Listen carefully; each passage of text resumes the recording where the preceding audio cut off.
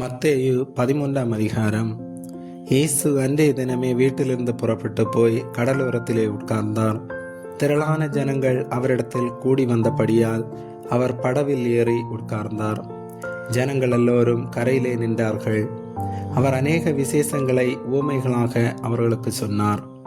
கேளுங்கள், விதைக்கிறவன் ஒருவன் விதைக்க புறப்பட்டான். அவன் விதைக்கையில் சில விதை வழி அருகே விழுந்தது. பறவைகள் வந்து அதை பட்சித்து போட்டது. சில விதை அதிக மண்ணில்லாத கற்பாறை இடங்களில் விழுந்தது. மண் ஆழமாயிராததினாலே அது சீக்கிரமாய் முளைத்தது. வெயில் ஏறின போதோ தீந்து போய் வேறில்லாமையால் உலர்ந்து போயிட்டு. சில விதை முள்ளுள்ள இடங்களில் விழுந்தது. முள் வளர்ந்து அதை நெருக்கி போட்டது. சில விதையோ நல்ல நிலத்தில் விழுந்து சிலது 100ஆகவும் சிலது 60ஆகவும் சிலது 30ஆகவும் பலன் தந்தது. கேட்கிறதற்கு காதுள்ளவன் கேட்க கடவன் என்றார்.